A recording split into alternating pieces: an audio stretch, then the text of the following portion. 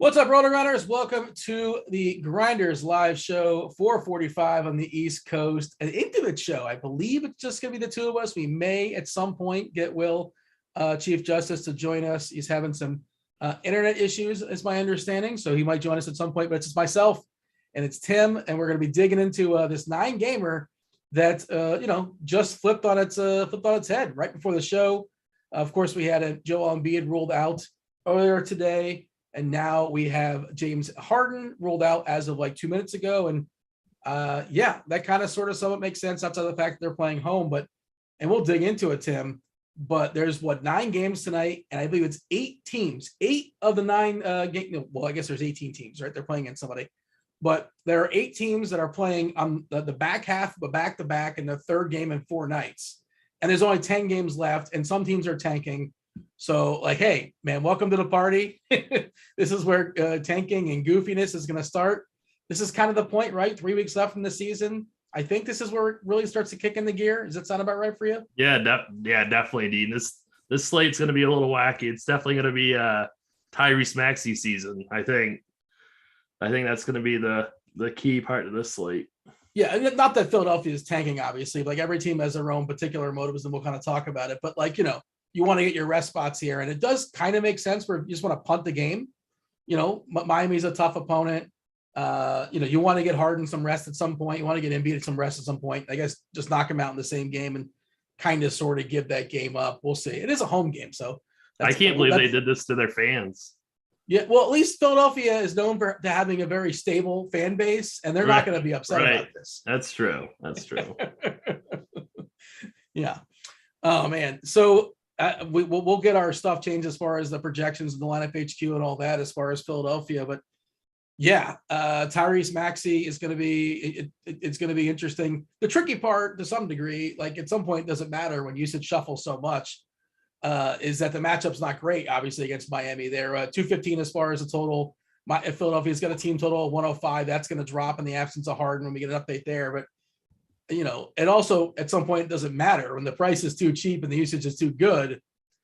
Yeah, a guy like Tyrese Maxey, and I suppose maybe Tobias Harris probably jumps a bit. We're going to have some usage to go around in Philadelphia. And what's your initial thought? Of course, we're going to get an update and projections and all that soon enough, but your initial thought is what? Well, my initial thought is Maxey. I mean, I think that's the obvious one. I mean, I think he is 6,200, but I think that's going to be still way too cheap. Harris has a 30.8% usage rate with Embiid and Harden off the floor. So, I mean, that's going to be pretty solid at his price tag too. So it could be both of those guys. One of my initial thoughts earlier in the day when Embiid was ruled out was like, I really don't want to play DeAndre Jordan. I know it's not affected by Harden, but he's a guy we're expecting to start, and they have other options.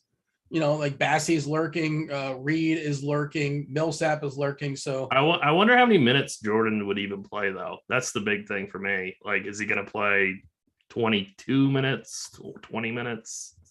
That's what we got him projected for, somewhere in the low 20s or so. Yeah. Not the Harden thing changes that. He's not like a high usage guy either. I mean, I don't know. Hopefully we don't have to play him. So before the Harden stuff, what was your general thoughts as far as this slate? Cleveland to me looks really, really appealing against the Lakers. I love Garland. We'll talk about him soon enough. You got Luka versus Minnesota in a game that matters. That game is Minnesota versus Dallas are jockeying for position in the West. They're both right around that bubble at the 5-6. Nobody wants to fall back to the 7. So, you can only play those guys so many more minutes as far as the studs, but that feels like a game where it's going to play your best players and to play them as much as possible. Durant, of course, without Kyrie, not the greatest matchup, but Utah, we know, not as scary as they once were or even thought of.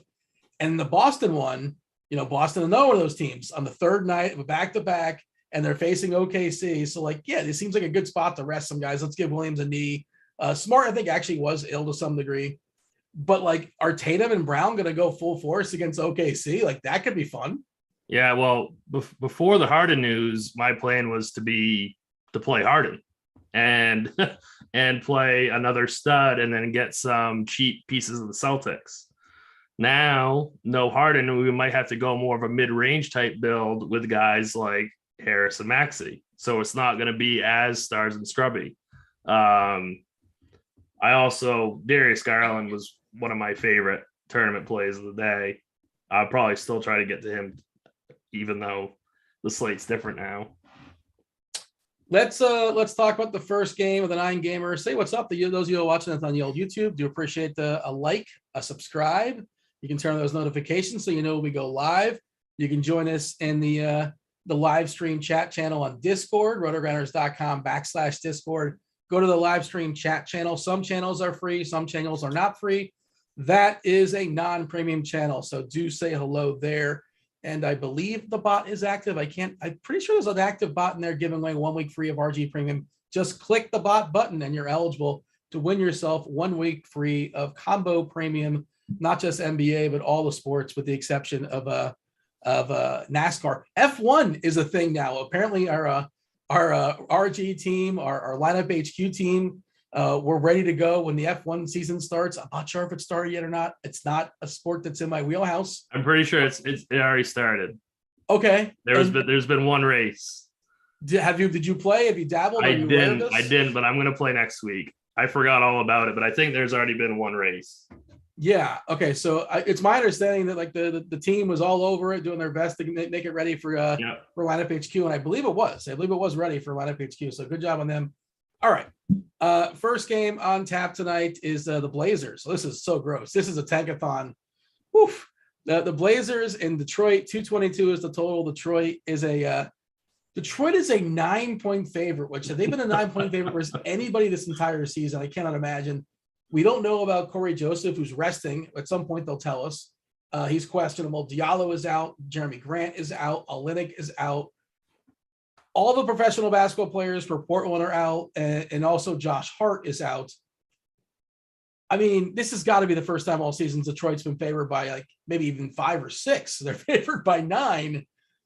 Can I just tell you how bad Portland's been since the break? I talked about this earlier today on the Scores and Odds show with Grant. So post All-Star break, the Blazers, right? They are the worst team of basketball. This is 11-game sample, but the worst team of basketball offensive rating by 4 points. The second worst team, Orlando, is 4 points ahead of them. That's offensive. Defensive, they are the worst team in basketball by the second worst team by over 4 points. So they're 4 points worse than the worst offensive team, 4 points worse than the worst defensive team. And they're without Josh Hart. I mean, they're going to play guys and, there's going to be playable players in theory, but just want to set the stage for how gross this game actually is. Your thoughts? Yeah, this is absolutely gross. However, I think there are some viable DFS plays, especially for the Pistons. Obviously, we're going to have to wait and see if Corey Joseph is in or out. If he's out, I think you could play a guy like Killian Hayes or even a guy like Saban Lee, as gross as that sounds. I also really like Cade Cunningham tonight. He's had some increased run. Grant is out. They seem to be taking the training wheels off of him, which is weird at this time of the year, but hey, we'll take it. From a DFS perspective, we'll take that. So I think Cade Cunningham is a spectacular play today. I think he should just really be the true alpha of this game, and I could see him getting a triple-double.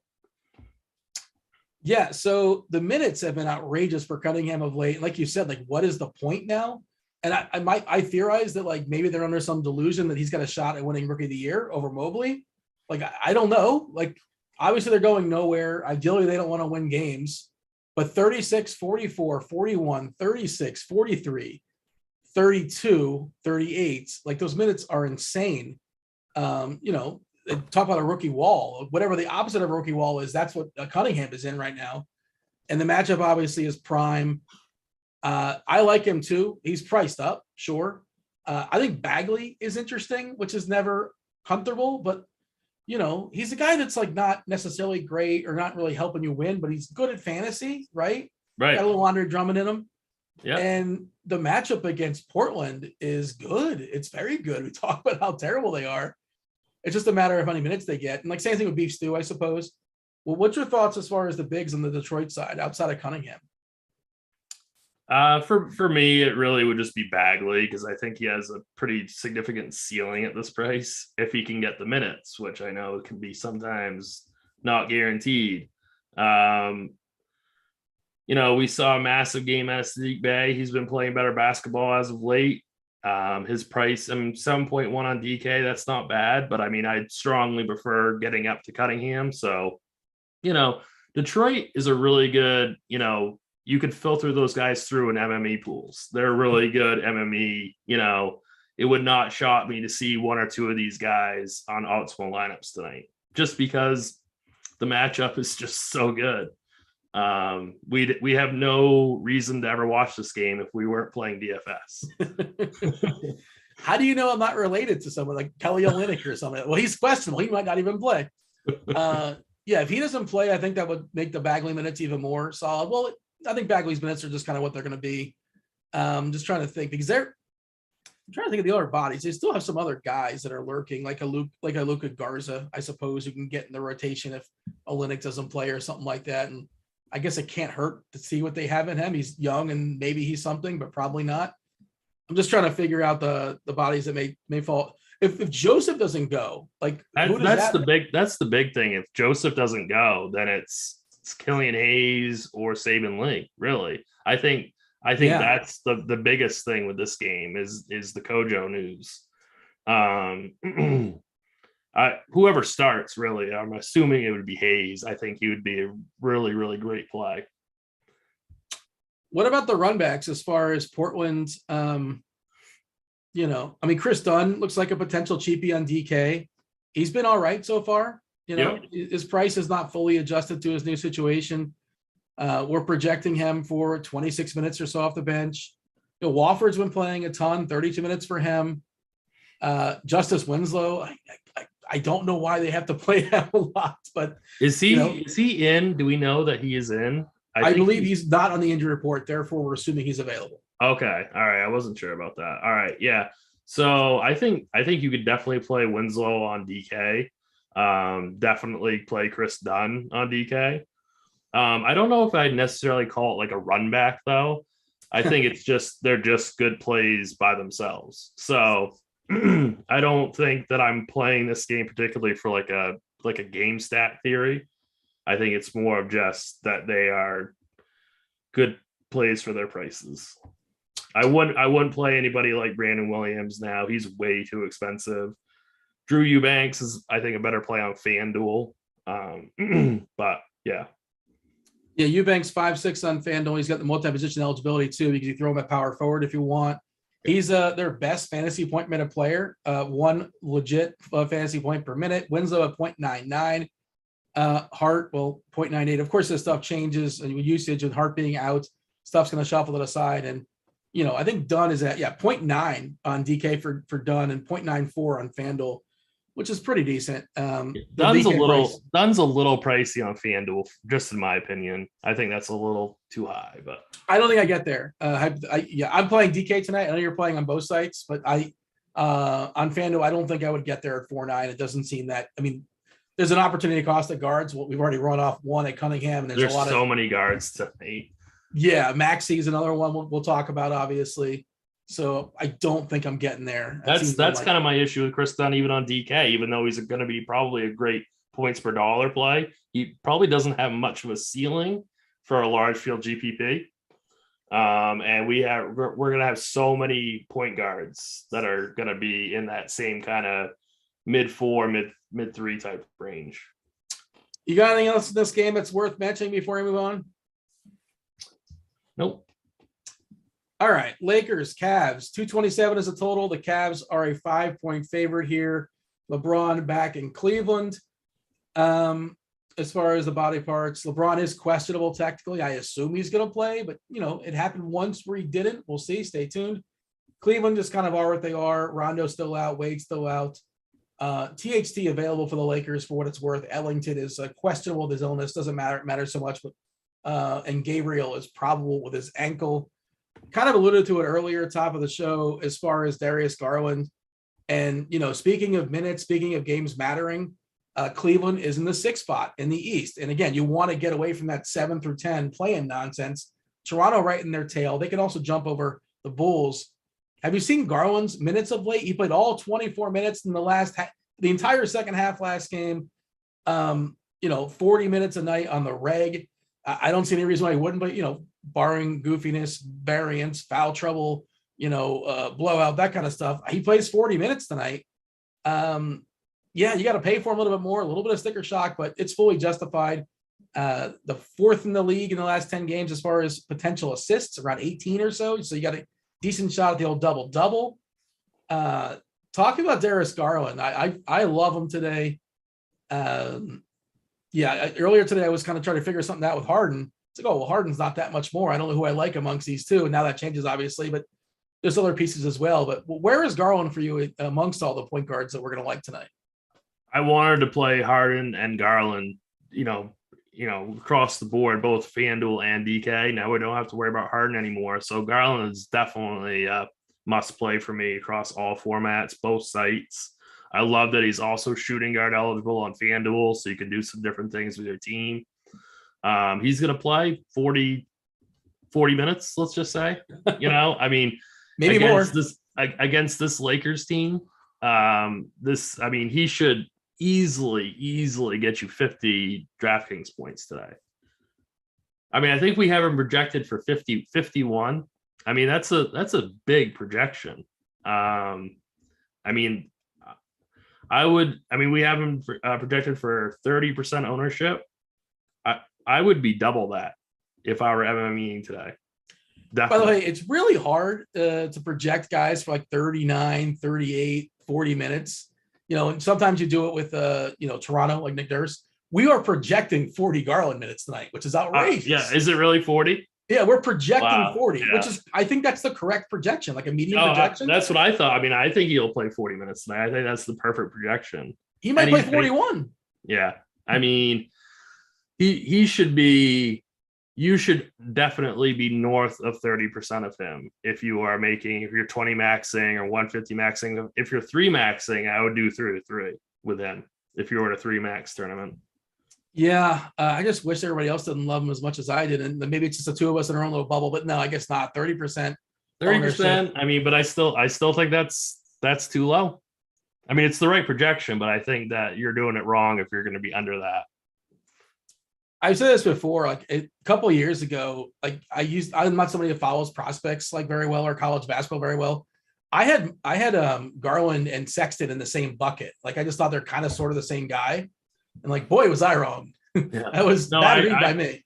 I thought they were in the same bucket also. And yes, we were both incorrect.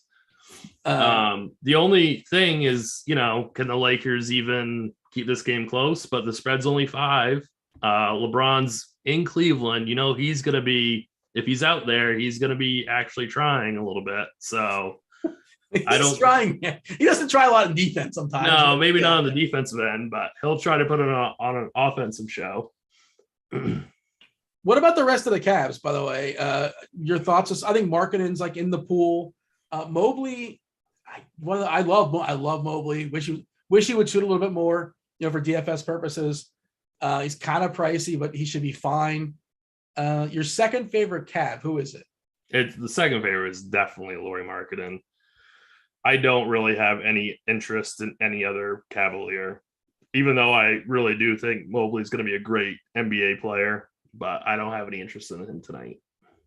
Mobley's ceiling, is he like a top 5, top 10 guy? I don't know about that, but top 15, 20, definitely. Okay. I don't know. I think he's a top 5, top 10 guy. He's still only 20. We'll see. He's going to be good. We both agree he's going to be good. He's already good. But like you said, I want him to start shooting the ball. If you're going to be a top 5, top 10 player, you got to start shooting the ball. Jetty Osman and Moses Brown have a higher usage on the Cavaliers than Evan Mobley. They're at 21%. He's at 20% for what it's worth. His true shooting is at 55%. Of course, he's a two-way player, and I think he's going to develop a little bit more and be a little more aggressive over the years. Again, I hope he's still young, still kind of figuring stuff out. besides LeBron, and we're assuming LeBron plays, and I think an interesting run back for sure. Is there anybody on the Lakers that interests you? It's LeBron or nobody, right? Yeah, I really don't have any interest in anybody else. Westbrook is way too expensive. Everybody else, like Reeves and Stanley Johnson, are just so low usage and just not DFS viable. I mean, Malik Monk has really he's really had a great year, but I think he's a little bit too expensive now. That's kind of where I'm at. Do you have a thought? Have you gone far enough in your head? Like, what if LeBron's out? I haven't, because I just assume he's playing, but maybe that's dumb. But I assume he's playing. I assume he's playing too. I don't think he's going to sit tonight, but the question just becomes, what are you going to do with Westbrook?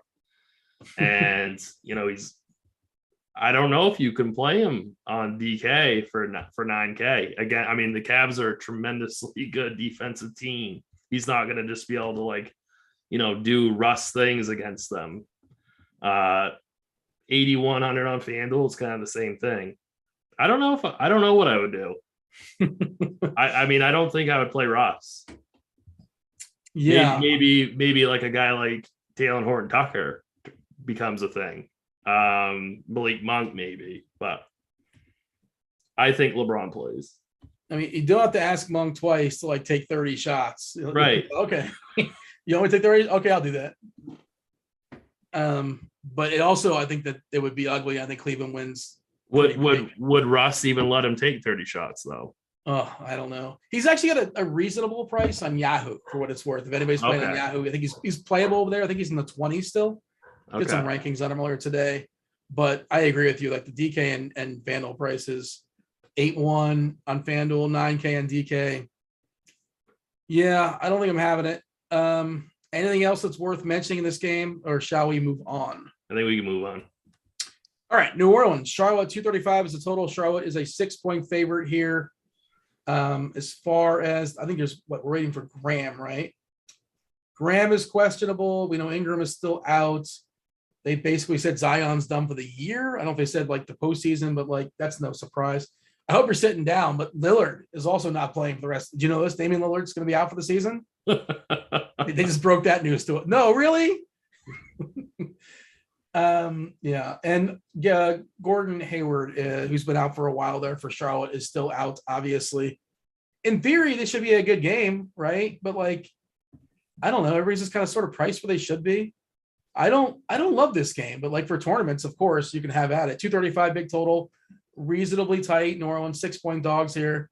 Tell me what your thoughts is. The first thing that stands out to me is that the efficiency of these prices is going to drive down ownership in this tremendous game environment.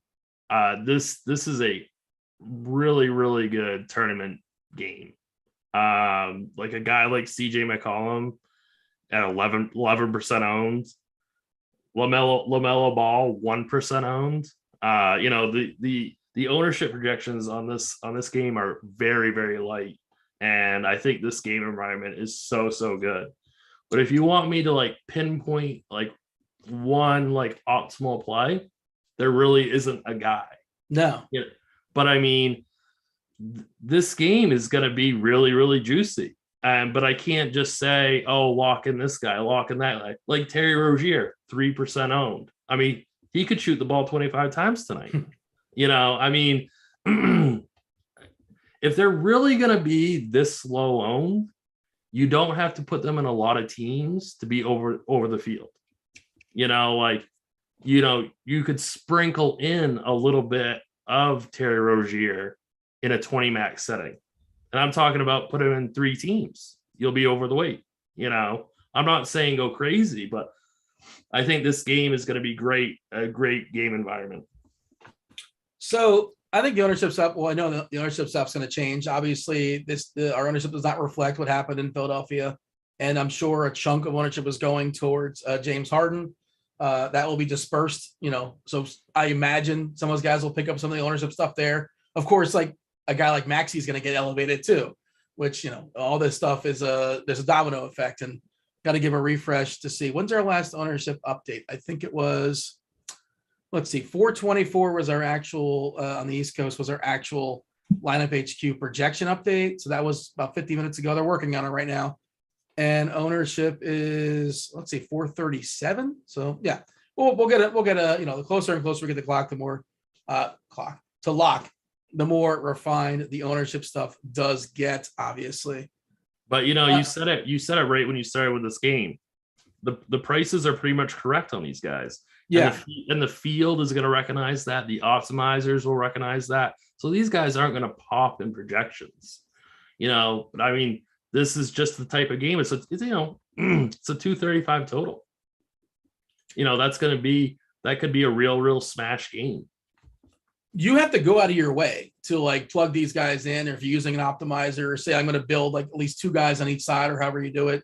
When I say game stack, or when you say game stack, some people think of it differently. Some people think like a 3-3 or 2-2, or I mean, I think if it's just like stud versus stud, like 1-1 is can kind of be a game stack, even though it's like a game stack. I mean, maybe I wouldn't do like a 3-3, but I mean, sprinkling in like a 1-2 or a 2-2 or something like that. Like, I just think that this is just, when I was first just looking at the games on the slate today, not, totals or no news or anything like that, I was like, wow, this is going to be a really good game.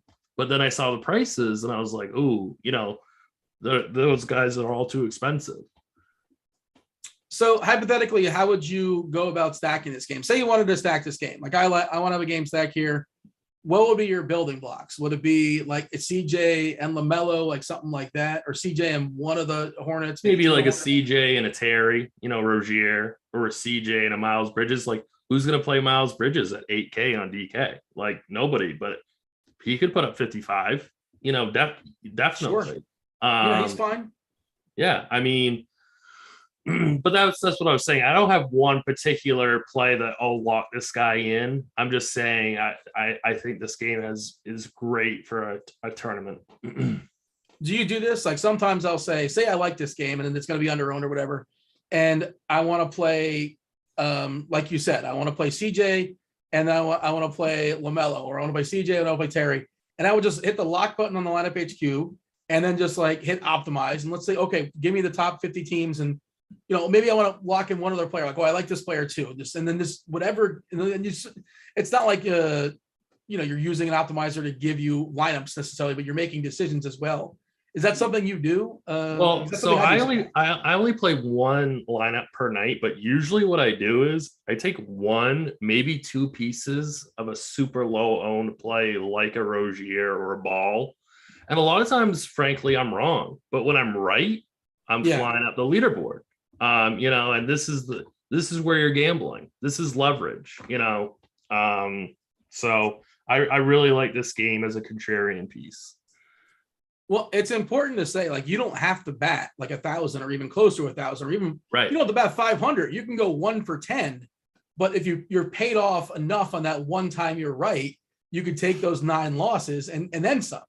I followed my own advice, and I faded Dion Wright the other night because he's 11% usage. And of course, I was logged out in the first quarter. I mean, I lost instantly, but I didn't want to play him at 80% owned with 11% usage. So I gambled. And of course, I was wrong, but some nights you're going to hit that huge fade, and you're going to be at the top of the leaderboard.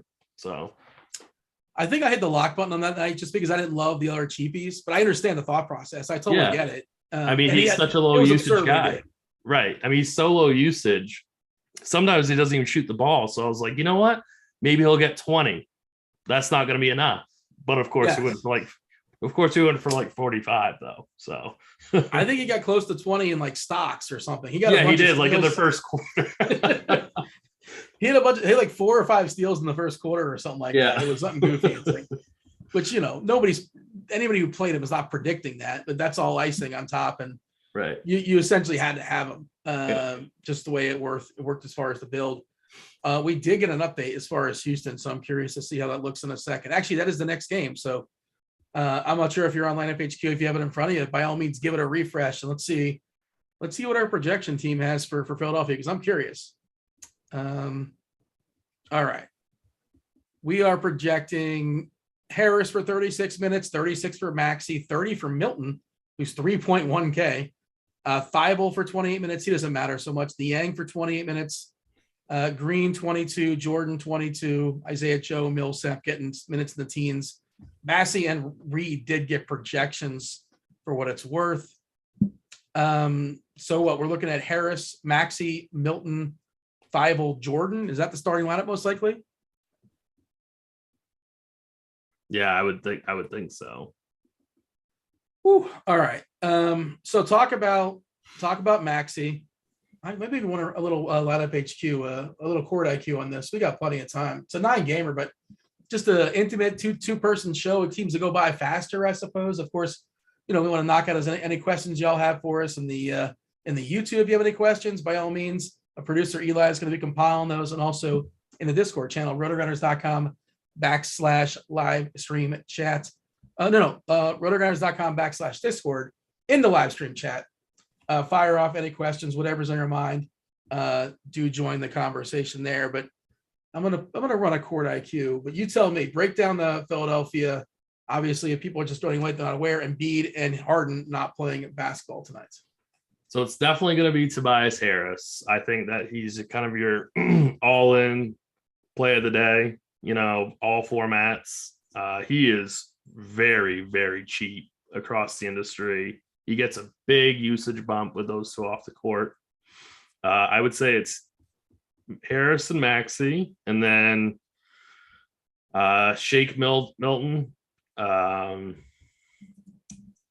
think the tough spot is kind of like what you do with DeAndre Jordan. I really don't want to play him. I don't think you have to on FanDuel. I mean, I don't know if I want to waste the center spot with him, but on DK, I don't think I want to play him. Hopefully I can find a build that I like better without him in it. But I think those are your three main guys: are Milton, Harris, and Maxey. I just want to run something and see what optimizers are spitting out as far as how many guys on Philly, because I suspect it's going to be like at least 2. And then maybe you can put some rules on it or something like that. Let's run 100 lineups. I'm going to let's cap it at 68%. I don't know if that's where I'm at right now. Do you think a couple of these guys hit the cap? I assume a couple of them hit the cap. Yeah, definitely. All right. Let's give it a second. It's probably yeah, go ahead. I ran a court IQ. I kicked off Harden, Embiid, and Drummond. I didn't kick off Curry because then we're going to get nothing. At some point, there's just never a situation. There's no minutes to kind of deal with. But Maxey at 30% usage under that situation in 196 minutes, a usage jump of 8.6%. That's big. That's massive.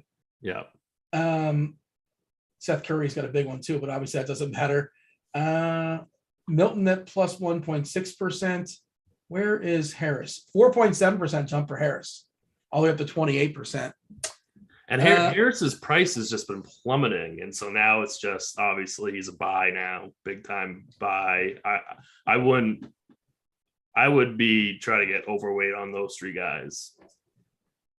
Ran 100 lineups on DK using our lineup HQ or using our projections as of 5/12 on the East Coast. Did not want any more than 68% for one person. Just kind of put a cap on it. And who hit that threshold on Philadelphia? Tobias Harris, Shake Milton, both at 68%. Our Milton projection is 25 points. So 25 points for 3.1K makes sense. Kind of just kind of helps you get all the other good stuff we're going to be talking about. Maxey, for what it's worth, 51% of the time. And DeAndre Jordan at 41% of the time. Our Jordan projection, by the way, is 21 points. So it's that's just, again, that helps you get in guys like Garland and DeRozan and Tatum. And, that's how it works, obviously, when we live in the world of a salary cap. So would you put a cap on it beyond 3? I wouldn't have 4, but you think 3 is okay?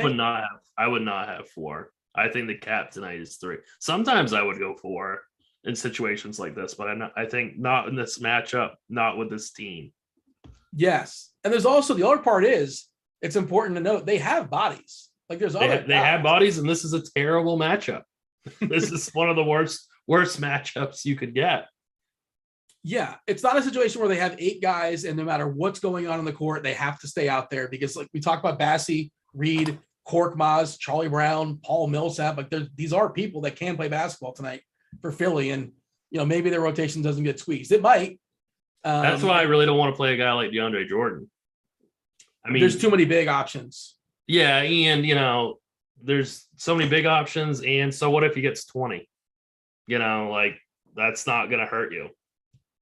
I think Jordan is going to get like 8, 9, 10 points in the first 3 or 4 minutes and then just disappear, Right. Like you said, get replaced by Millsap or Reed or Bassey. Or he goes for 25 DK and I just log out like I did with Deion Wright the other night. So. I hate making like definitive statements because like, what if you go the other way and somehow you win and say, oh, you said this. And it's like, but like, I really don't think I'm playing DeAndre Jordan. Like, I just don't think I really don't want to. I mean, I can't make a final decision right this second, but I really don't want to. Let me run that in FanDuel too. If people are curious, I bet there's somebody out there is interested. Let's do the same thing on FanDuel. Let's run 100 lineups on FanDuel. Let's see how it works. By the way, the second optimal lineup did have 4 guys on Philly for what it's worth.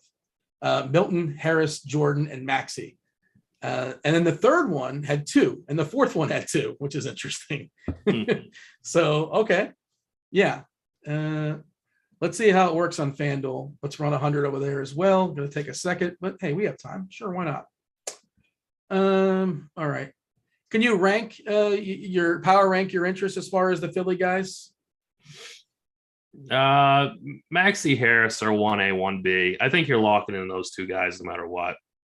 After that, it's kind of about contest selection and your own risk tolerance. But I think Maxey, Harris are really just 1A, 1B. How do you feel about Shake as a punt? Yeah, and then Shake as a punt. Yang probably will play quite a bit. He's got a good price on both sites. I think he's definitely good for our larger field GPP setting. Yeah, I'm just kind of running through Niang on the season, 0.73 DK points per minute. Again, obviously this stuff changes when Harden and Embiid are off the court. DeAndre Jordan is a good fantasy point minute player, by the way, like 1.05 DK. I know. I know. Bam's going to work whoever's in the other side, right? Like, isn't Bam going to work somebody tonight? Yeah, I mean, that's the thing. I mean, Bam is an incredibly good individual defender. So, I mean, DeAndre Jordan is just he's the tough part tonight's slate. What to do with him? So I ran 100 lineups on FanDuel. This is as of 5/12. All right. And we got 3 guys on Philadelphia hitting the max threshold of 67%. It's Tobias, it's Maxey. Wait, no, it's just 2. Tobias, Maxey at 67 and Milton at 49%. How much is Milton on FanDuel? Is he like still minimum?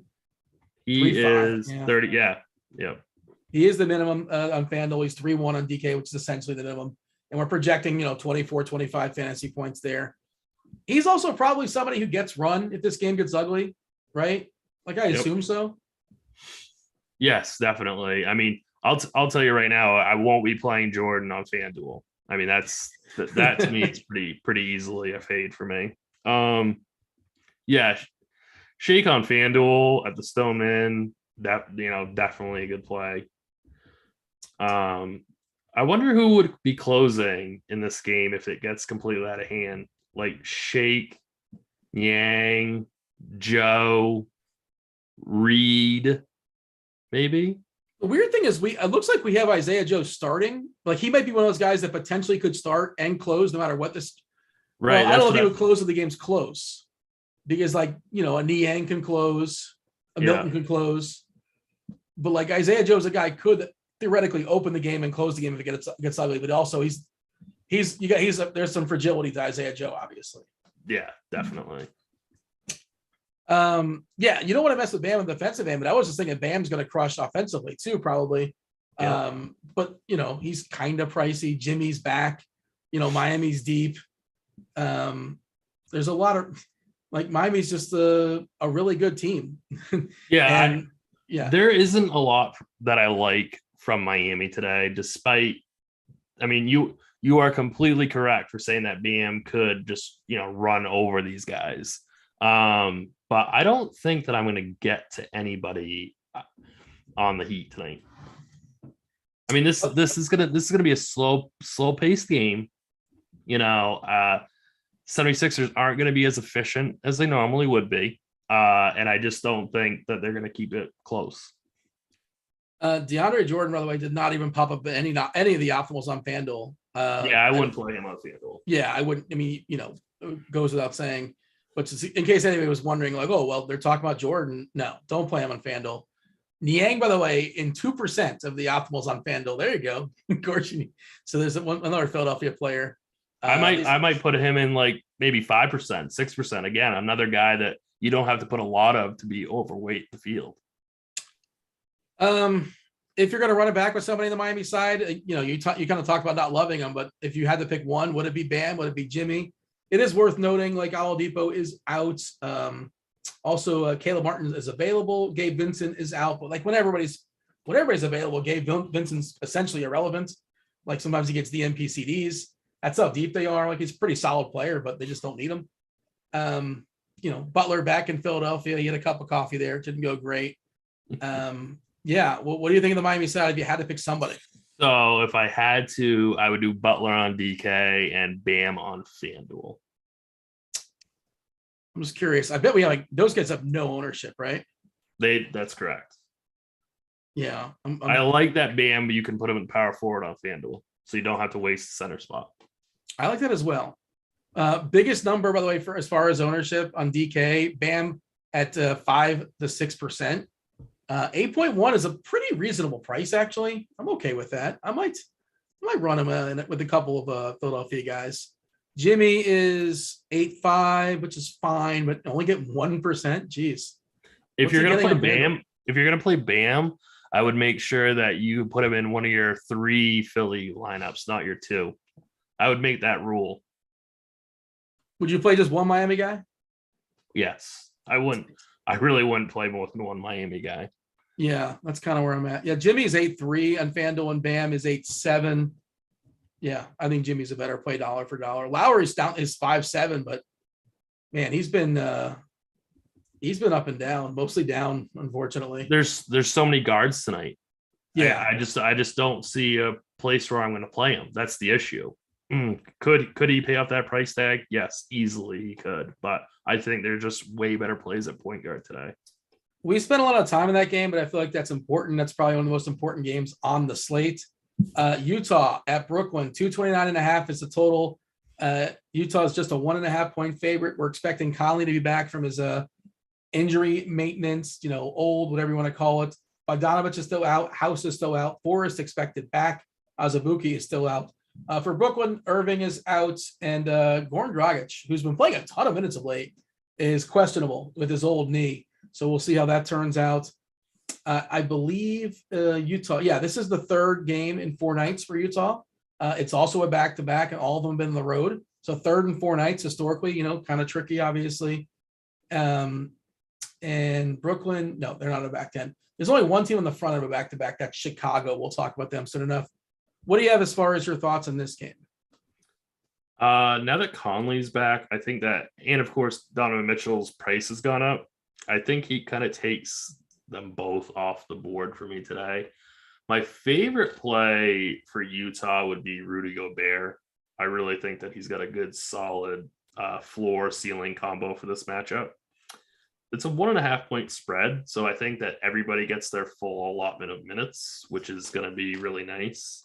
The ownership on Gobert currently is 1%. So I think he makes for a tremendous GPP play. Durant is also coming in way lower owned than I thought he would be, especially with no Kyrie.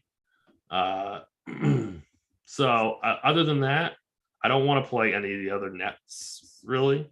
I just think that Gobert really, really crushes Drummond tonight. We got an ownership update as of like a minute ago, so maybe you might want to give it a refresh. I'm trying to see. I just pulled it right now, so curious what we have. So Dragic, we're delegating 32 minutes his way. If he doesn't go, does anybody get elevated enough to care is kind of the question, because Well, it would be Patty Mills, but do you want to play Patty Mills? I mean, that's Are we even sure it's Patty Mills? Like at some point, they got to say this guy is just like done. I don't know.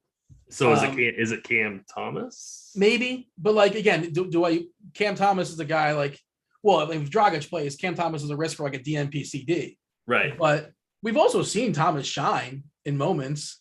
Yeah. I don't know. I'm just trying to figure out where those 32 minutes would go. But it would probably get split up between Mills and Thomas. So not enough to care. I don't think it's really enough to really care. Okay. That's kind of what I'm asking because, yeah, that seems to be the most likely scenario, unless we see like Thomas start out of nowhere or something like that. The Mills thing is just, I mean, I don't know if you've rostered Patty Mills at all during this stretch. I've done it a couple times. There was a couple times, like maybe like a month ago where I did. And of course I was like, I bricked hard. And there was that one Patty Mills night, which I was not a part of, where we went absolutely crazy. Yes. It was right before the All-Star break. It was right around that time where I was rostering him too. And I was like, no, I'm never playing that guy again. And then he goes off. Yeah. At some point, we're going to be right because we're never going to play that guy again. At some point, it's going to be the last time you actually did play him. What do we have as far as the ownership on Durant? We're looking at 10% on DK, Mitchell at 13%. I agree with you on Gobert. I think, a guy like Drummond, he's not going to drag Gobert away from the basket. I think he's got the upside of like 20 rebounds tonight. I think this is a perfect 2020 spot. 2020, 3 blocks, 2 assists, gets you 50. 2 assists.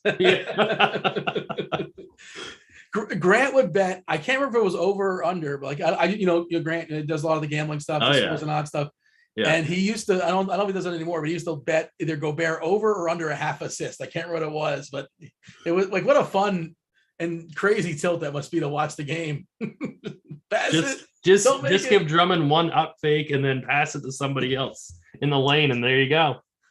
But yeah, I talked about it today on the show, and I like the over. Was like 13 and a half, or I think it was 13 and a half or 14 rebounds, 14 and a half maybe for Gobert. Yeah. I love the over today in his rebounds. I would totally bet that too. I bet it on Prize Picks as well. I believe I bet some things on Prize Picks. I don't remember what I locked in, but that was on my list. Maybe I'll have to go back and run it back. But that's my favorite play on Utah. Like you said, it feels like a potential 2020 game. The old Barbara Walters, Hugh Downs, whichever your reporter or host of choice would be. I don't know who's currently hosting 2020. I watched it. It's still on the air, I think. Maybe is 2020 still on the air? I believe so. But that's it, right? Like, there's not much else to acknowledge in this game. If Dragic goes, is he interesting? Because like he's been getting a ton of minutes. Say again. I'm sorry. If Dragic actually goes, is he interesting? It's just the issue of there's so many point guards. I just don't think that I want to play him today. I think there's just that range and that position is so loaded today. You better get that part of your lineup correct. And I don't think he's going to be that guy for me. But is that it? I mean, Donovan Mitchell, like, of course, if you're running 150, if you're running 20 or 10, like he should probably be at least be in your pool in consideration. He's definitely should be in the pool, but I wouldn't get too far overweight on him. Yeah, that's pretty much where I'm at. Let's talk about this. This game is interesting too, right? Let's see if we did we get an update in the old Twitter? I'm guessing we didn't as far as SGA. Last I saw was game time decision. LeBron is available to play. That's good. THT ruled out. Interesting. All right. Maybe a little bit more for Melo. Hold on. Olynyk out and Corey Joseph is out. So we're going to get one of these guys in Detroit, like a Saban Lee or a Killian Hayes is going to be interesting. So you said, oh yeah, Kojo and Kelly O are out. Yeah. I mean, so I think whoever starts for Kojo, I think would be a really good play. I'm assuming it would be Hayes. My guess will be Killian Hayes as well. But again, what position does he play? Right. I mean, he's the type of guy that you got to sort through against like a guy like Shake, right? Like who do you like better between those two? That's what you're gonna have to decide tonight. Yeah, fun. or even on the other side, you like him better or worse than Chris Dunn? Right. I think I would prefer both those guys over Dunn. I think I would too. Dunn keeps falling down from the board tonight. Olynyk being out. I mean, that's only like 20 minutes we're projecting, and Bagley's just going to play what he's going to play. And I guess those minutes will get shuffled to like Luka Garza. Garza, Yeah. I guess. But I don't think he. I mean, That's Garza's a good fantasy minute player, but like I don't. Think and he's only center eligible, so I'm not going to waste my center spot on Luka Garza. If you told me Garza's playing like 22 minutes to 3K, I would play him. Yeah. I mean, I would get a pinch because he's shown flashes. Especially in this matchup. Yeah, that's the other part of it, of course. Yeah. But that's like large field stuff. I think Garza's not completely wild. That's like we've seen Beef Stew get into foul trouble plenty. He can be handsy. He gets ejected sometimes. That's right. Wayne Ellington available for the Lakers. THT out. We said Gabriel's available too. Devontae Graham is still questionable. Game time. All right. We got Boston and OKC. 216.5 is the total. Boston, despite the fact, they're 14-point favorites in OKC. Both these teams playing the third game in 4 nights, both of them on a back-to-back. And of course, Boston has ruled out a couple of their key players. No Marcus Smart, no Robert Williams. I think Naismith is questionable for what it's worth. I wouldn't say he's a key player, but just mentioning his existence. And the big one, of course, is SGA is questionable for OKC. In addition to all the other players they have that are questionable, he doesn't go. They would be down to, I believe, 9 bodies. So Boston, we talked about this pre-show. You were asking me who's going to start, and like we have White in there. You're thinking maybe it's Pritchard. I don't know why they're playing Horford. Their game of 4 nights in OKC. But he's one of those guys like optimals, I think, have liked at least earlier today. Things might have changed. I don't know how many minutes they would play him on 3 and 4 on a back-to-back in OKC. That's just not comfortable to me. Like in theory, island game, okay, I get it. Talk about the Celtics, because if they're trying and we're getting like normal minutes against OKC and a condensed stuff, like Brown and Tatum should both smash, right? I think. Yeah, I mean, I definitely wouldn't play Horford today. I don't think he's going to be in any kind of optimals, and I don't think he should be. But the question becomes, Jaylen Brown in a vacuum is way too cheap on DK. I believe he's 7.8. So I mean, that's way too cheap. I mean, he's my favorite. Tatum obviously is a smash play. Grant Williams is a good play. Derek White is going to be extremely popular. Like you said, I'm not totally convinced he starts tonight. I know that we have projected for 32 minutes, and that's fine. I kind of slightly preferred Peyton Pritchard. I love Peyton Pritchard for tournaments because of this game that's at a hand. He is going to crush. He is definitely your GPP pivot off of guys like Milton, Dunn, Hayes, all these cheap point guards. I think he's a really, really good play today. If you played Pritchard, would you not play Tatum or Brown or you wouldn't play those guys? I wouldn't. Well, obviously I wouldn't play White, but I would maybe just play maybe just Brown. But yeah, I get what you're saying. No more than one outside. No more than one. Yeah. Yeah. And like that's an ambitious. Of course, if he starts, then he's going to be super popular, and you're sneaking up on nobody with that. But we've certainly seen the game. Like, he's had some games where he gets loose, and just has a good time in the fourth quarter, and just keeps chucking those threes. Right. We've seen it. This is definitely that type of game. But like as of right now, we can't project that when he's coming off the bench. I'm trying to see what are we projecting him for as far as actual minutes. 22, which is like, reasonable, 20 fantasy points, 3.7K. It's not for us, but like you said, there's a scenario where he gets loose and has a good time. When you factor in ownership, you factor in salary, you factor in everything. I have DK up in front of me as far as the Boston side. Again, White, we're presuming starts 4.7K. We're looking at 28% ownership. Grant Williams is another potential cheapie who probably starts as well. We're looking at 22% ownership, 20% for Tatum. We're projecting Naismith to play 22 minutes and score 17-ish fantasy points. I'm not certain that's going to happen, but, we'll see. Last I saw, he's questionable, but can you prioritize your favorite Celtics? It's my favorite is probably Jaylen Brown. But Yeah. for me, this game is about your contest size and your risk tolerance. If you're playing like double ups, cash games, head to heads, definitely you can play Derek White. Definitely Jason Tatum. Their baseline floor is very, very solid for this game. I do have questions about their ceiling though, because I don't think this game stays close enough for them to really, really smash. By the way, Andre Drummond is now doubtful. Yeah, and Kyle Kuzma's out too. But we'll get okay. Yeah, I guess Porzingis is Porzingis going to be a thing tonight? Maybe we'll see. Stay tuned on that. And then of course is Claxton going to be a thing? Yeah. Man, Gobert is going to work. Claxton, yeah, Gobert is going to crush tonight.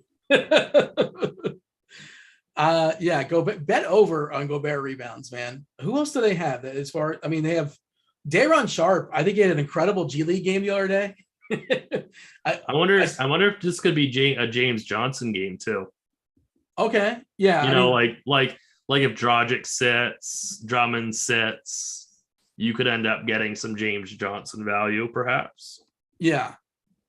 We'll see. Like what? Okay, I'm assuming Drummond's out. Like you give it this late in the day, and it's a doubtful. Like he's got to be out, right? Yeah, I would assume. I would project him out now. Yeah. Okay. We'll talk about that other stuff in a second, obviously, and maybe we'll do our best to circle back and everything. All the news that kind of breaks as we're going through game by game. The OKC side, SGA, when he plays, all the usage in the world. He's taken on some really tough matchups. This Boston matchup is tough. It's not as hard as it typically is in the absence of Smart, in the absence of Williams. I say Time Lord. There's Grant Williams lurking. There's two Williams on that Boston side, but I think SGA is an awesome run back too. Like, why can't he score 35 points and dish out 12 assists? Or if he doesn't play, we're going to have the situation we had yesterday. And we'll run through both scenarios if you don't mind. As far as I just want to touch on if he doesn't play. We saw yesterday that they played 9 guys, but nobody played more than 32 minutes. And I think the highest minute guy was, I think his name is Krejci. I don't know if I pronounced that right. Yeah, Vit Krejci. Yeah. So, I mean, they didn't really give anybody huge minutes. So if he doesn't play, I would just ignore it. I would just ignore this spot. I mean, Isaiah Roby would probably be my favorite, but that's about it. I wouldn't get too wild with this. If Shea does play, then he's definitely a really, really good play for tournaments, but I don't think I'm going to get to him in my single entry build. Yeah, Vit played coming off the bench. You're right. 32 minutes the most. Poku at 32 as well. Like just right there. Okay. At 32 minutes. But yeah, Vit played more. You're right. He did play more. Man at 31 and change. Man had a rough day. I think he missed a bunch of shots. Roby was really solid, and he drew the start once again. Baisley scored a bunch, but did nothing else. Yeah, but I guess it looks like they're all kind of priced up. Yesterday. We have so much value today. None of these guys are really going to pop. How do you feel about the SGA and like a couple Celtics though, assuming SGA goes? I think that's great. I think that's a great play. SGA, Jaylen Brown, Grant Williams, little stack like that, Derek White. That definitely. I think that's a really, really good play. Yeah, and I don't think SGA is going to be played at all because he's not really, jumping in models. The models probably factor in the defense to some degree, I'm guessing, on the Boston side, and that defense is different. It's still good, right? It's still good, but it's significantly worse than if they had Williams and Smart. You got anything else in this game, or shall we move on? I think we can move on from this game. All right, Washington and Houston. I'm not sure if we're prepared for this one in our lineup HQ and stuff like that. Maybe we did a net then. I'm going to check and see if we had that. But 234 is the total as far as Washington versus Houston. Washington was a 4 or 5 point favorite here. We just got Kuzma being ruled out, which seems like a pretty big deal. Everybody else is healthy for the Washington side. Houston, everybody's healthy with the exception of Eric Gordon, who's questionable with an illness. This is another one of those where we should like some stuff here, right? We should. You're right. I don't think Porzingis has played more than 28 minutes, I think, in a game since he's come back. I mean, He did get in foul trouble, I believe, against one of the last times out. It's like against the Lakers, yeah. yeah. But So he hasn't played more. He got up to just under 29 against the Knicks. So if we project him for, let's say 29 again, I mean, he's definitely in the pool. I think he averages something around 1.45 fantasy points per minute. So, I mean, again, this is kind of about contest selection, also about risk tolerance. His baseline floor is fabulous. He's probably going to get you 40 DK, but I don't know about his ceiling because he's not going to be out on the court. So he's really, really going to have to be efficient to get that ceiling to win you a GPP in 29 minutes. So I just ran a court IQ best I can do for Washington. I kicked Kuzma off the court and I set Porzingis on. Porzingis has played 74 minutes this year for Washington, where Kuzma's off the court, 32.9% usage, 1.48 DK points per minute. Yeah, I think he can get the 30 minutes. That's 45 fantasy points by my UCF math. And of course that's fantastic, right? But it's not like, it's not 55. No, he's gonna have to be super efficient to get you that tournament winning ceiling. Now, if I'm playing a lower risk contest, or if I'm happy to finish, in the top 10% of the field, definitely play Porzingis. Definitely. But I always want to give people plays that I feel like are going to win them a tournament in a large field GPP. And I don't know if Porzingis is going to do that. But okay, so again, if that sample is correct, let's assume that's correct. Then we're talking 30 minutes, a minute, a point and a half per minute, 45 fantasy points at 7.7K, like you said. Like, that's median. That's fine. It doesn't necessarily hurt you. It's not really going to win anything for you. It's okay. But now, we're facing Houston. And what if there's some positive variance? So, yeah. No, I mean, it could be a horrible take of mine. He could get he could get 60 tonight. But he's just going to have to be super efficient. That's my only point. I'm not saying don't play. I'm not saying he's not a good play. I'm not saying to swap off of him. I'm just saying when you have a guy who has a minutes cap, he has to be much more efficient. If you give him 5-6 more minutes, I mean, he'll crush that tag. Does anybody interest you in Washington? Like, you can get a cheap Hachimura, but again, we talk about a lot of cheapies. He's another guy where the minutes are tricky. Long injury history, former lottery pick, but KCP is going to play a lot of minutes probably, but they're not great, but he'll play enough. Avdi is another one. It's just, you never really know how many minutes he's going to play. He's pretty good fantasy player, but like in theory, it would really be KCP and Avdi for me today. Okay. Because of their positions and because of their, if they're playing well, they'll, like Avia, if he gets hot, he'll go over his minutes projection. And of course, I mean, and he'll be at lower ownership. What about the Houston side? Speaking of playing well, Wood is just sort of all over the place, but you catch him on the right night, he'll help you take down some tournaments. Washington, of course, not a very imposing opponent. Where do you land on Houston? I'm a kind of a big believer that you can always play Kevin Porter Jr., but I don't think tonight's the night. This team for me is so kind of like there's so many guys in the rotation. They're kind of all over the place. I think Jayshawn Tate, because he's power forward eligible at 4.4, that's okay, but I don't think he has much of a ceiling. So they're okay mix and match pieces if you want to like put them in like one, but that's about it. Trent Forrest officially available tonight for Utah. Dragic officially a game time decision. So that's our update on Goran Dragic. Kind of useless. 2 games left to go. Again, producer Eli is all over the chat right now. If you guys have any questions, something we didn't cover, something you wants to elaborate on, by all means, fire up any questions related to the slate, overarching questions, this guy or that guy, whatever you're debating. The more details, the better. Let us know if it's for cash, for tournaments, for DK, for FanDuel. That stuff is helpful. Toronto, Chicago, 220 is the total. Chicago is a 4-point favorite here. I think Trent is out. FEV is back. Toronto ran 8 guys last night. I'm curious your thought on this. Do you think that FEV basically just plays the Trent role and they kind of run back what they did last night? And have FEV play the 2? Well, I mean, just kind of suck. Yeah, I mean, like sucking up his minutes, I suppose. And the other part of it, of course, is they started big with Precious Achua and Birch. Yeah. And the second half, they started with Boucher. Boucher played 22 and a half of the second half, 24 minutes. He did not start the game, and he played 39 minutes. Nobody got injured. That's just, that's Nick Nurse for you. Yeah, I wish Nick Nurse could figure out if he loves or hates Boucher, but yeah. I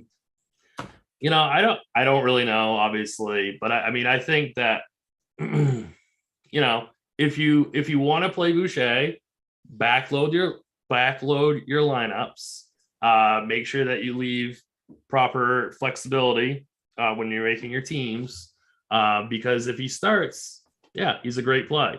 He'll crush this 4.8 tag. I wouldn't play guys like Scotty Barnes now. I don't think I want to get to Pascal Siakam or Precious. I think that FEV is a really, really good play because he's going to play, 40 minutes. And I think that's just, in this spot against the Bulls is really tough to pass up. He's dealing with the knee injury. They said yesterday, like it's a maintenance thing. Like this is the 3rd game in 4 nights for Toronto, I believe. I think they're another one of those teams. But when FEV plays, he plays. That's the thing. He's not limited. Well though, but not well of late. Yeah, that's true. But he's not. My point is, he's not limited when he plays. Yes, but do you think he's playing poorly because his knee is hurting him? Like he's still going to play 38 poor minutes. He might play 38 poor minutes. Is kind of what I'm saying. Or not what you expect out of FEV. Is that fair to say? Maybe. Yeah, it's totally fair. I just kind of like that he's so low owned. People are starting to get off of him, and that's a good time to get on somebody. So that's my only point. Yeah, his efficiency is taking a shot, but I mean, like you said, the price has reflected it. 7.9 on DK. I think he's 7.3 on FanDuel. Like that's whatever sort of issue he's dealing with his knee. I think it's worth the risk to play him at 7.3 because there's, in theory, good upside. Chicago's been, they're getting better defensively. Williams is back as well too tonight. He's probably gonna be super limited as far as minutes, just worth noting. They're getting better defensively. Caruso's back too. They had to get better. They were really bad. But FEV at 7.3 on FanDuel, whatever sort of knee concerns I might have, I would overlook them because, 7.3 just seems really cheap. We're projecting 27 Boucher minutes. It feels like we're just kind of hedging it. We just don't know. Right. We're giving 6 minutes to Svi Mikhailuk. We don't know if he's going to play. We're giving 6 minutes to Banton. I don't know if those guys are going to play. I don't, they can run their 8 guys. They ran 8 guys last night, right? I'm pretty sure it was 8. Yeah, I'm pretty sure it was. So yeah, Boucher, you talk about backloading lineups, by the way, it is worth noting this slate is really interesting. 9 games, 8 of the 9 games start by 8:00, including this Toronto game. And then there's 1 game at 8:30. It's kind of a sprint slate for a 9-gamer. Minnesota, Dallas all by itself at 8:30. I don't know when we're getting that Toronto lineup, probably in the 7:30 to 8:00 window, probably not before 7.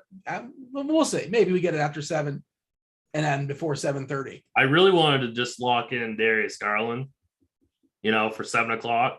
Yeah. But now with Detroit, I'm not sure. We'll have to see kind of who they start. Yeah, man, there's a lot of moving parts and get used to this. We're going to have 3 weeks of this kind of stuff. And this is just how it's going to go. Late swap though is just so important. I know that it's not that big a deal tonight, but it is so important. What do you have for me on the Bulls? It's DeMar. It's just DeMar. I think DeMar and FEV on FanDuel is a great little mini stat. I I know that it'll be chalky, but DeMar's price has really, really come down. And I think that this is the, perfect spot for him. Perfect price. By the way, our projection for Porzingis, 27 minutes, 43.79 DK points. So if you think he's going to play a couple more, I think there's room to play 30, but what do I know? Just, I think it's possible. We got Rui, by the way, 30 minutes for Rui at 28 fantasy points at 3.9K. That's 30 minutes for Rui. Has he played 30 minutes all season? I feel like he hasn't. Maybe I'm wrong here. He has not. He hasn't even come close to that. 25 last game, 20 before that, 27 before that. 27 is the most I think he's played all season, but we also have not had a scenario like this, I don't think, with Rui. Yeah, I would probably put him closer to 28, but still, I mean, I think that's a little bit ambitious. 30's too high as a projection. He can get there, but I wouldn't say that's a median. And we have 30 for Aldi as well, for what it's worth. So that seems like and Kispert getting 31. Interesting. I'm just going to go back and see what we have for Detroit. Is anything interesting there? Who are we projecting to start? Looks like we're projecting Hayes for 28 minutes, 25 fantasy points at 3.8. Yeah, he's in the pool, man. Yeah, definitely. Assuming he starts, Saban Lee. We're only giving 8 minutes to Garza. I was being a little ambitious on Garza. Trying to make Garza happen for no reason. He's definitely playing 25 tonight now. Where are those minutes going? Yeah, I guess Pickett, I suppose. Not different position, but Livers is still in the. There's still guys. Magruder, different position, but all right. Let's knock out the last game, and then got some questions and some other stuff we'll run out before we step aside and make way for crunch time. The premium show on Rotogrinders.com. Minnesota, Dallas, 230 is the total. Dallas is a 3-point favorite. Both these teams jockeying for position in the West. Dallas currently the 5, Minnesota the current the 6 spot. I believe, Cat is questionable. I'm assuming he's going to play in this game.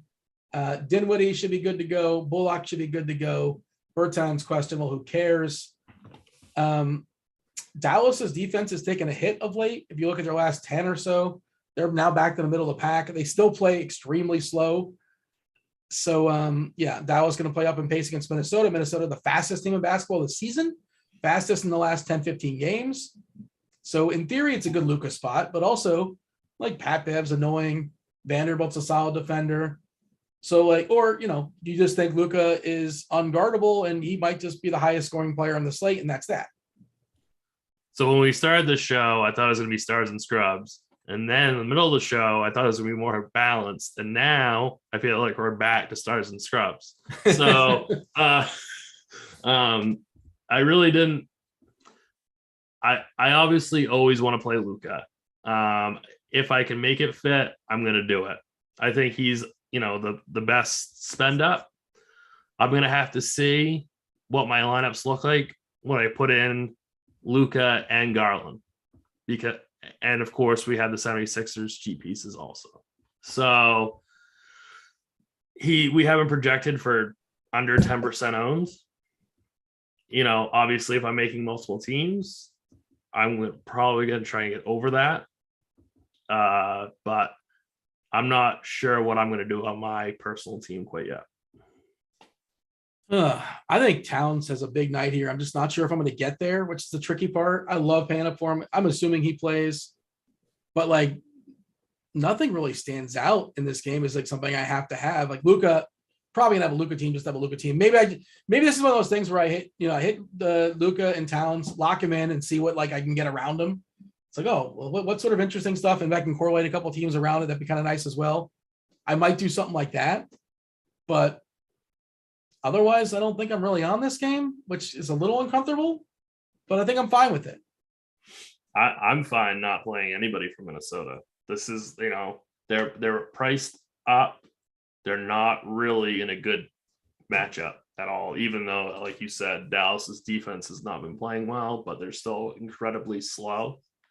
So I'm fine with fading Minnesota. So, all right, I ran 100 optimals again on DK. I capped it at 80. Things have changed. Would you believe it? Things have changed. Guys that hit the 80 threshold, there are 1, 2, 3, 4, 5. And we're only down to 2 guys from Philly, but first optimal, 2 guys from Philly, then 3, then 1. Those are the first 3. That's interesting. But the 80 guys, the guys hit the 80 percentile threshold. Porzingis, so people are gonna be on him if you're just even at 27 minutes. He's getting spit out. Rui Hachimura, again, we're a little optimistic, I think, on those minutes. Maybe you can adjust them yourself if you want to. Garland, Harris, and Milton are the 2 guys for Philly. Tatum and White are both, super popular as well. But interesting one is Killian Hayes. Killian Hayes is now in 35%, Cunningham in 27%, Bagley in 12%. Oh man, Maxey at 27 for what it's worth. Yeah, things change for sure. Do you have a favorite game stack you're looking at? You're making your 1 key lineup tonight. Is there one game that you're looking to kind of hone in on, or like just at least get one piece on each side? I really wish there was a Portland player that I could play, but there just isn't. Yeah. That I could feel confident about. I'm not saying to fade everybody, but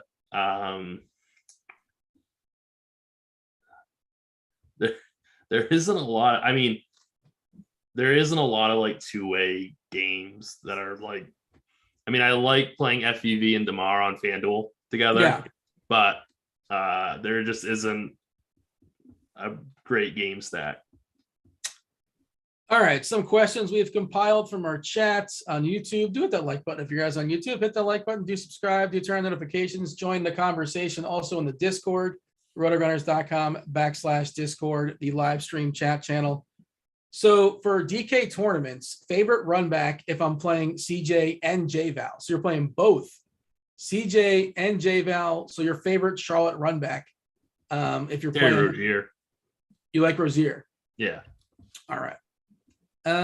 Let's see. Who will be the best shooting guards to target for the Brooklyn, Utah, and Miami, Philadelphia game for GPP for FanDuel? So FanDuel tournaments, they want to target shooting guards specifically to this game for some reason. Brooklyn, Utah, Miami, Philly. Is Milton a shooting guard? Yeah, Shake Milton. Okay. Yeah. Is there anybody else that is the clear? And then did he say Utah, Brooklyn also for shooting guard? 2 games. Yeah, there's Brooklyn and Mitchell. Oh, okay. Yeah. Of course. Yeah. I don't know how I overlooked that for some reason in my head. Thoughts on Pritchard if he starts? Should get minutes with Smart out. You like Pritchard. I like Pritchard either way, but definitely if he starts. Are you rooting for him not to start? Because then if he starts, everybody's just going, well, I don't know. Because the thing is, so many guards you can play. If I was MMEing, then I would be hoping that he doesn't start. If I was like a 150 max guy, yeah, I'd be hoping he doesn't start. Yeah, and like another question in regard to the same sort of topic is about Derek White. Do we think he starts or does he stay as a 6-man? We don't know. But it's going to be one of those 2, right? It's not going to be a curveball. We don't think. I agree. Yes. Butler officially available to play tonight. Dragic still a game time decision. Okay, so FanDuel tournaments. Let's do this. How many in one lineup? You're running a single entry contest. How many studs in a FanDuel tournament? Let's see. I can run my 100 and then just kind of see what at least the optimals are spitting out. Do you have a thought process as far as the right amount of studs? What qualifies as a stud? Well, I was just gonna ask you that. What's the price? What is a stud? So is Cade Cunningham a stud? I was just gonna ask you that. I don't know. He's not, can you do 2 guys in the 9 and a guy in a 7? And is that 3 studs or is that 2 studs? Sometimes I'll give it a half. I think Cunningham's a half a stud, maybe. Right. He's not a stud. He's also not priced like a stud, but he should be 7.5 on FanDuel is pretty solid, obviously. But it's interesting because I'm trying to see. Yeah, Luka's only in 30% of my FanDuel optimals that I ran, and he's got a good price on FanDuel. But we talked about how much we like the guard value. DeRozan's kind of underpriced over there too, or kind of priced. He's been falling a little bit, rightfully so, I think. We talked about Maxey just being too cheap. Porzingis is popping over here too. So, hey man, It's going to be interesting to see. And that's under the projection of 27 minutes, which I think is kind of conservative. I don't know. Was that conservative? About right? About right. It's probably right as a median projection. I would bet the over on 27 for the record. Yeah. But like, I guess I'll just have to eat my loss on Porzingis and probably should just play him. Well, no, I'm not here trying to commit. You man. Yeah. You do your thing. Yeah. I'm just, we're just having a conversation about it. And no, I know. I'm just thinking about my own, single entry build, whether or not I should play him or not. And I probably should. Where do you at right now as far as studs or whatever you qualify as a stud? Like, is Luka, you think, somebody you're prioritizing or not necessarily? No, I don't think I'm going to prioritize him yet because I like these guys like Garland and DeMar and FEV. So it's kind of like I'm doing like the A- studs, not the super, super expensive, but the tier below. And then obviously I'm going to play like Tobias and Maxey. Is Killian Hayes a lock button now okay, so I guess we're assuming, Joseph out, and we're assuming he starts. A lock button on DK, he's 3.8K, he's facing Portland. I wouldn't say lock button. I wouldn't say lock button just because there's so many other cheap point guards. He's very good, though. Yeah, he is very good. If I'm making one lineup, he very well might be my one lineup. If I'm making 10, he's probably not in all 10. Yeah. He's a really good exactly player. Right. That's kind of where I'm at on it. And again, we keep talking about all the other options. And it's also about your risk tolerance. If you want to lock button him, go for it. It's not like that's bad, but it's just about your risk tolerance. You can do that if that's what you want to take it. Is it right. maybe you're not making a bad play by doing that, but it could burn you. If I'm running 150, I wouldn't lock him, for the record. I don't think I would do that. I wouldn't do that, but I think if somebody wanted to do that, it wouldn't be bad, but it's up to them to make that decision. Yeah. Let's see. Would you lock in Tobias Harris on FanDuel for tournaments? Is he like 5'5" over there? Yeah, that's a play. If I was making 150, I would put him in 150. Absolutely. Harris and Maxey are the two guys that I would put in 150 out of 150. So I just sorted the small forwards on FanDuel and, dollar for dollar, and Harris is clearly the top guy at 5.5K, 7.44 points per dollar. Next guy is Hachimura, for the record. And again, I think we're a little hot on him. Then DeRozan, which is wild. You rarely see, like, DeRozan's the third guy at 8.2K, dollar for dollar, which really speaks to that. And then Tatum's fifth, for what it's worth. Another question here I wanted to get to.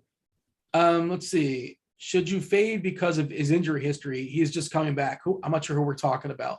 Whose injury history? And Porzingis is probably. Yeah, I mean, if Porzingis has left at least 2 games this year due to injury and not come back, they're playing for nothing in Washington. If anything goofy happens, they're not going to push him.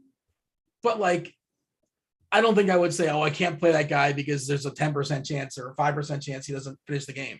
I would never fade somebody because you're scared that he might get hurt during the game. That should not be the reason. If you want to say something like he might not hit his minutes projection because of something goofy, like Washington have nothing to play for, that's different. And you can fade somebody for that reason. Oh, I'm sorry. It was about Butler. There's about Jimmy Butler as far as his injury history as well. No, I wouldn't do that. Same answer, right? Like, if you like him, you like him. I never fade somebody because I'm worried that he's going to get injured during the game. Give me this. Give me your 3 favorite players. Say you're running 20 lineups on DK tonight. The 3 players you would be overweight on in tournaments. Harris, Maxey, and probably DeMar. Is there somebody that you're deathly afraid of not having? Like you're kind of messing around with your lineup and you're like, man, I really want this player, but it just doesn't fit this build. Who's the person, like the sphincter clincher, the one that's frightening you? Like, oh man, I can't believe I'm not going to have this guy. I love this guy. Who's that? Or you don't know yet? It's probably Could be Luca, and it could also be Porzingis. I'm not completely sure yet, though. Yeah, I don't know yet. I have a feeling I'm going to fade Porzingis, and I have a feeling I'm going to regret it. Hey, man, I don't. He's going to be popular from what I can tell, at least from what we have. And man, it's a good matchup as well too. You got to get the bump, but you got to be in the court, take advantage of a matchup, and who knows how many minutes he'll play. But again, I think he plays a little more than 27, but maybe I'm just being ambitious. My three favorite players actually are Harris, Maxey, and Garland, not DeMar. Yeah. But DeMar is not too far behind him. And by the way, you could be super chalky and just play like Rudy Gobert. Like that's something you can do. That's usually what I try to do.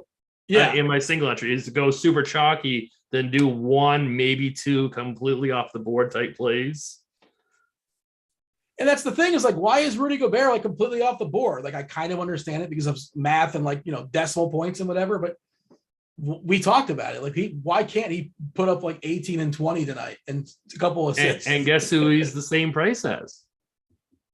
Who is it? Porzingis? Yes. Oh, I'm gonna make the same lineup and just I mean that's kind of my thing is, I think there's a good chance that Gobert outscores Porzingis tonight.